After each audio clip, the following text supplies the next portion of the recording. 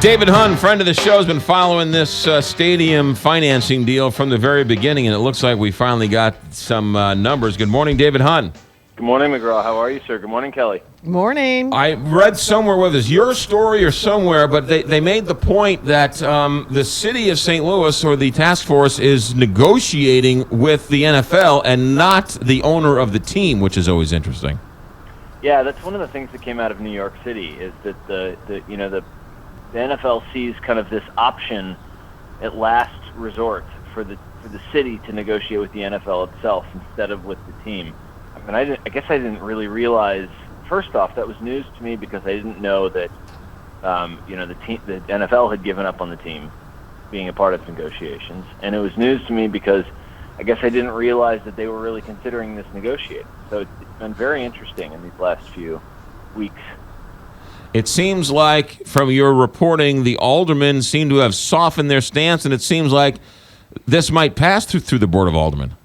Yeah, I think it'll get through. The committee is going to be the hard part. So the full board, I mean, there's a lot of union support on the board. There's a lot of folks who want to see development, and this is a city project. So, I think you're going to get, at the end of the day, I think you're going to get enough votes on the board itself. But getting through committee might be tough. So right now, Louis Reed, the president of the board, has put the bill in Ways and Means, which is kind of the finance committee, right?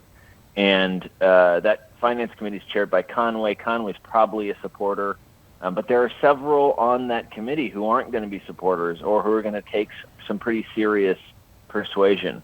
That's a committee of, 7 or 8, and I think that's going to be the hard spot. So the official numbers, and after reading your story, no disrespect to you, reading it 6 times, it's still pretty convoluted and confusing, not because of your writing style, but because of the bill. McGraw, it's very complicated. I agree with you. I mean, I think it's confusing, and I'm writing it, so I agree. So 2/3 of the money generated from game day revenue is going to go to pay off the city's portion? Well, get this, 2/3 roughly, because what they basically did is the NFL wants all the tax. I mean, I'm sure you've seen Executive Vice President of the NFL, Eric Grubman. He's made comments saying, we believe tax dollars generated by our project should be team dollars. So he doesn't even think taxes are public money when it's for an NFL stadium. So they want all the money. They want 100% of it. So the city knew that, and the task force knew that, and they're trying to create some middle ground, right? So what they've done is they've said, we're going to give you 100% of some of the taxes. We're going to give you 100% of the ticket tax.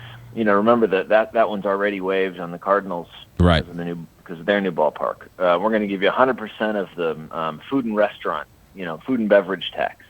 We're going to give you 100% of. There was another one I forget right now. But we're gonna keep 100% of the earnings tax, and we're going to keep a increasing share of the regular sales tax. So we're going to keep 25% to start, and then I think it's 50% to start, and then 75% in the middle, and then 100% by the end, or something like that. Yeah. So it is. It's just. I mean, it's complicated. Again, I think what this goes to show, and I don't think anybody in the city or otherwise is arguing with this, is that the city's stretched. This is a stretch for the city to make this work. How long is this deal good for? In 10 years, can an NFL team come along and say, great, I'll take this? Well, we don't know exactly yet because there's no lease. But the board bill says 30 years minimum, or the length of the bonds.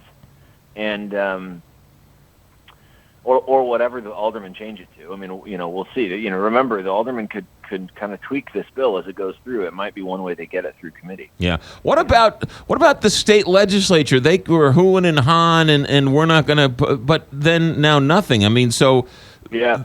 I just got a call from Rob Schaaf, the senator, yesterday, and he's peeved. He's still really fired up about this. And remember, they have a lawsuit, an active lawsuit in the city against the RSA for extending these bonds. And as soon as the governor signs anything, as soon as the governor does anything to extend the state side of these bonds, expect another suit in Cole County. Pretty convoluted. What does the NFL say about another team coming in? Right? I mean, they don't say anything. They're negotiating sort of on behalf of Kroenke, even though Kroenke's not involved in this at all. I mean, you're right. It really is a strange scene because they're negotiating kind of nominally on behalf of Kroenke, but recognizing that it might not be Kroenke. But at the same time, they refuse to say that it could be another team. The Rams are the St. Louis team. They're not going to. We're not considering any other. The Rams are for St. Louis, and that's it. That's all they say right now. Right. They don't talk about anything else. The Rams are the St. Louis's team to lose or keep. STLtoday.com. David Hunn following this story from the very beginning. David, thanks for checking in. Yeah, happily. 757, STLtoday.com. It's right there for you to read. 757, Big 550 KTRS. Since